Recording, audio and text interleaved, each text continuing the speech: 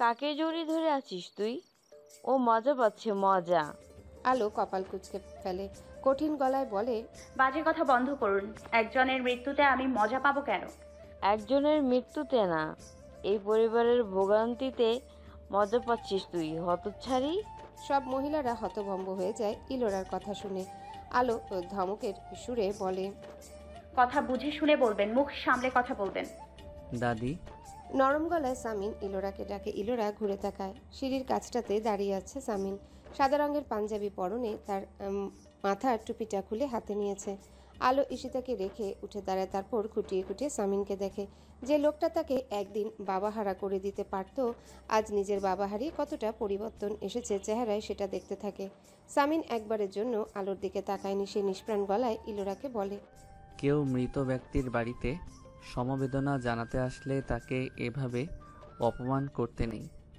কথাটা বলে সামিন দোতলায় উঠার জন্য পা রেখে সিঁড়ির প্রথম ধাপে। পেছন থেকে আলো বলে ওঠে, দাঁড়ান। সামিন দাঁড়িয়ে পড়ে, কিন্তু আলোর দিকে ঘুরে তাকায় না।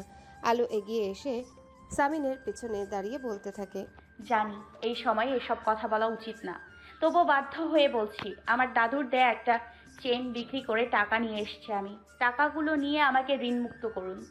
ঋতুর কাছে দিয়ে যাও, টাকা গোনার পরিস্থিতিতে আমি নেই। অস্ফুট স্বরে বলে সামিন। আলো বলতে থাকে, আমি এই সময়ে এসব কথা আপনাকে বলা ঠিক হচ্ছে না। আচ্ছা, একটা কথা বলুন তো, আপনার বাবার মৃত্যুটা কি কোনোভাবে আমার জন্য হয়েছে? আমি দায়ী?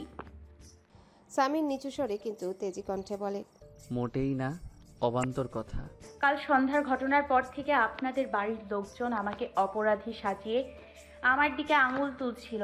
অপরাধী তার অপরাধ স্বীকার করে স্বেচ্ছায় শাস্তি পেতে গেল, সেজন্য ভিকটিমকে দোষী সাব্যস্ত করা হলো। কেন সে অপরাধীকে আটকাচ্ছে না? সেটা কি উচিত ছিল? উচিত হয়নি, ওদের পক্ষ থেকে ক্ষমা চাইছি। আজ আমি এখানে ঈশিতা আপুকে সমবেদনা জানাতে এসেছি, সেটা কি ভুল হয়েছে? ভুল হয়নি, তুমি মহৎ। তাহলে আপনার বাড়ির লোকজন এভাবে কেন অপমান করবে যেন আমি একজন অপরাধী, যেখানে আমার কখনো কোনো দোষ ছিলই না? আপনি যা করেছেন তার বিনিময়ে অতটুকু রিয়াক্ট করা কি স্বাভাবিক না? আমায় ঠান্ডা মাথায় বলুন। স্বাভাবিক। তাহলে সবাই বরাবর আমাকে দোষারোপ করছেন কেন, যেন আমি সর্বনাশী? সামিন ওদিকে ফিরে স্বাভাবিক গলায় বলে, দাদি, বৃদ্ধা মানুষ তাই এমন করেছে। দাদির হয়ে আমি ক্ষমা চাইছি। সমবেদনা জানানো হয়ে গেলে তুমি বাড়ি চলে যাও। কোনো কিছুতে তোমার কোনো দোষ নেই। তুমি নির্দোষ ছিলে, আছো, এবং আমার কাছে বরাবরই নির্দোষ থাকবে। আলো সামিনের মাথার দিকে তাকিয়ে থাকে। সামিন একবারের জন্য আলোর দিকে না তাকিয়ে সিঁড়ি বেয়ে উপরে চলে যায়। বাতাসে নির্বাচন নির্বাচন গন্ধ পাচ্ছি। চোখ বন্ধ করে একটা প্রশান্তির গভীর নিঃশ্বাস ফেলে সাগর বলে, শমশের ভুইয়া ছেলের মুখের দিকে তাকিয়ে আছে। সাগর চোখ মেলে তাকিয়ে বলে, বিষয়টা পুরোটা মাথার উপর দিয়ে গেল আব্বা। বিষয়টা যাই হোক না কেন, লাভ তো আমাদেরই হচ্ছে। এরকম এরকম অনাকাঙ্ক্ষিত সুযোগ হাতে চলে আসলো। কিন্তু হজম করতে বেশ কষ্ট হচ্ছে আমার। মানে আপনি ভাবতে পারেন হিংস্র তার সাথে রাজ্যে স্বেচ্ছায় ছেড়ে দিয়েছে। শমশের ভুইয়ার কিছুক্ষণ চুপ করে থেকে বলে, হিংসা রাজত্ব ছেড়ে শুধু তার উপাধি না, ওকে আন্ডার এস্টিমেট করিস না বাপ। অতীতের বহুবার ওকে আন্ডার এস্টিমেট করে কোপ খেয়েছি। বাবার কথায় সাগর মাথা নাড়ে, তারপর বলে, ঠিক বলছো, ওর মতিগতি বোঝা মুশকিল। নজরে নজরে রাখতে হবে ওকে। ভাইয়া, দরজার বাইরে ঋতু দাঁড়িয়ে আছে। সামিন দোতলার বারান্দায় রেলিং ধরে দাঁড়িয়েছিল। ঋতুর কথায় মাথা ঘুরিয়ে তাকায়। ভাইয়া, আত্মীয় স্বজনরা বাড়িতে খাবার দিতে চাচ্ছে, তাদের কি বলবো? এসব কেন? নিয়ম নাকি ভুলে গেলেন? নিয়ম? সামিন অন্যমনস্ক হয়ে প্রশ্ন করে, তারপর উত্তরের অপেক্ষা না করে ঋতুকে বলে, যা মন চাই করো। ঋতু দাঁড়িয়ে থেকে কয়েক মুহূর্ত পরে বলে, এতিমখানায় খাওয়ানোর ব্যবস্থা করা হচ্ছে, কিন্তু আমি চাচ্ছি বাড়িতেও মিসকিন ডেকে খাইয়ে দিতে। আপনার কাছে অনুমতি চাচ্ছি। অনুমতির কি আছে ঋতু? তুমি যেটা ভালো মনে করো। জামিলকে টাকা দিয়ে সব বুঝিয়ে দাও। তারপর কিছুক্ষণ পরে চুপ করে থেকে বলে, তুমি এই অবস্থায় দৌড়াদৌড়ি করো না, খাওয়া দাওয়া ঠিক মতো করো, ইহানকে খাওয়াও। ঈশিতাকে খাওয়াও। তোমরা না খেয়ে থাকলে বাবা ফিরে আসবে না। আর আপনি আপনি খাবেন না? গতকাল রাত থেকে কিছু খাননি। খাবো।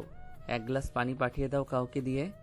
ঋতু চলে যাওয়ার আগে নিচু স্বরে বলে, ভাবি আমার কাছে কিছু টাকা দিয়ে গিয়েছে, কোথায় রাখবো ভাইয়া? বিছানার উপর রেখে যাও। রেহানা দরজার কাছে দাঁড়িয়ে বারবার ভেতরে উকি দিচ্ছে। আলো খেয়াল করেছে কিন্তু কিছু বলছে না। হিয়া মাথা ঘুরিয়ে রেহানার দিকে তাকিয়ে বলে, আন্টি আসুন না, ভেতরে আসুন। রেহানা ভেতরে ঢুকে। আলো তার মায়ের দিকে তাকিয়ে বলে, কিছু বলতে চাইলে বলতে পারো। রেহানা আমতা আমতা করে বলে, ওই বাড়িতে ভাত তরকারি দেওয়াটা উচিত নয় কি? কোন বাড়িতে? মরা বাড়িতে।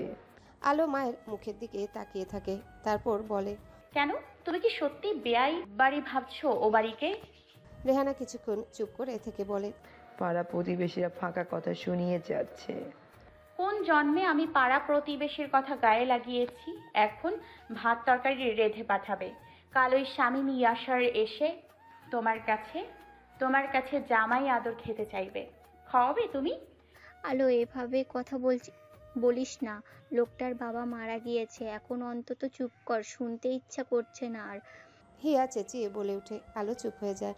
রেহানা বলতে থাকে, তোর বাবাও বলছিল তোর মত থাকলে পাঠাবো।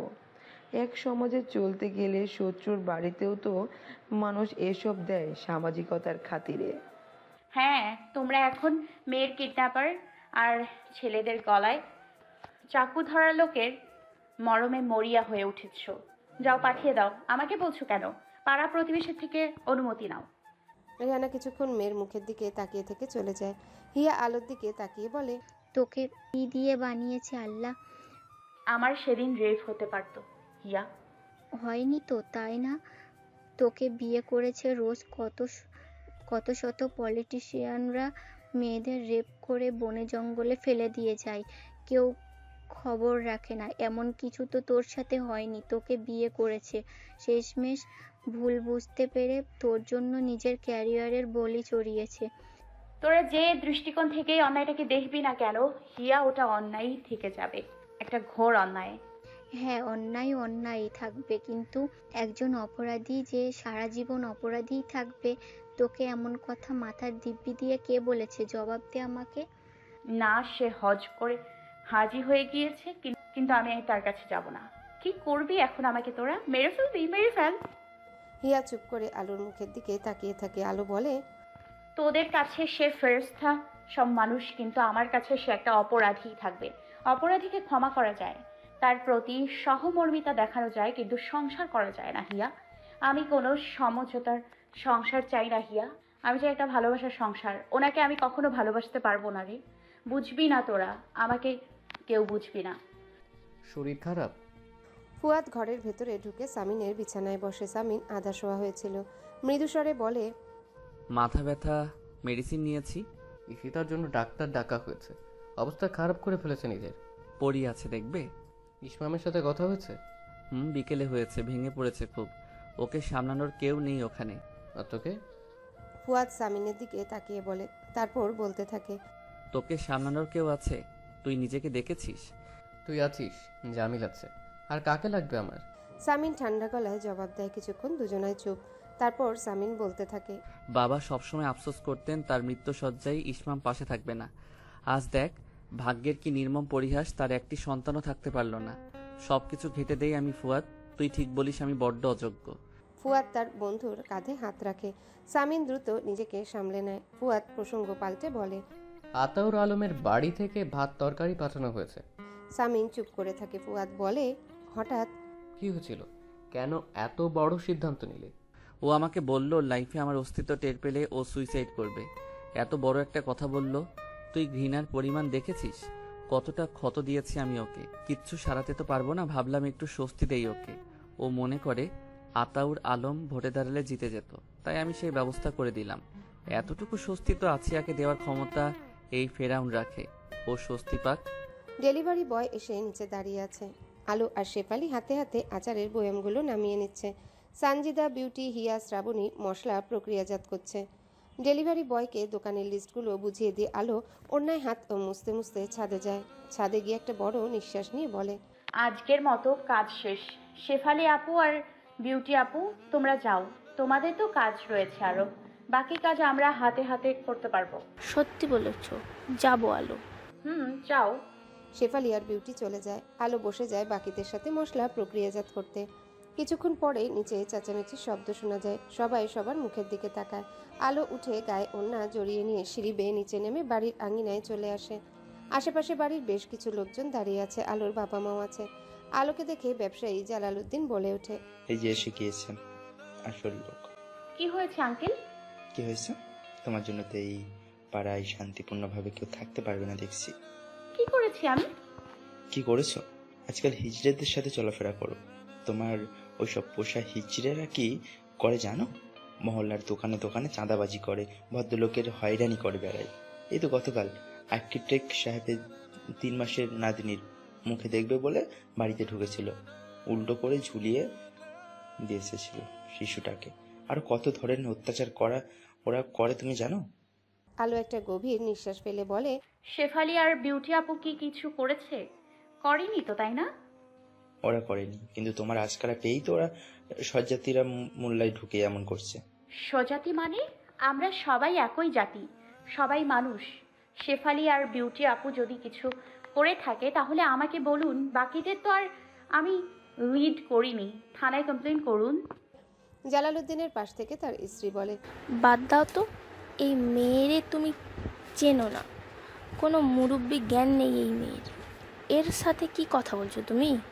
তারপর আতাউর আলমের দিকে তাকিয়ে বলে, শুনুন ভাই, আপনি সজ্জন ব্যক্তি, তাই আপনাকে বলছি, একটু রয়েস হয়ে চলাফেরা করতে বলুন মেয়েকে, আর পারলে একটু ভদ্রতাও শেখাবেন।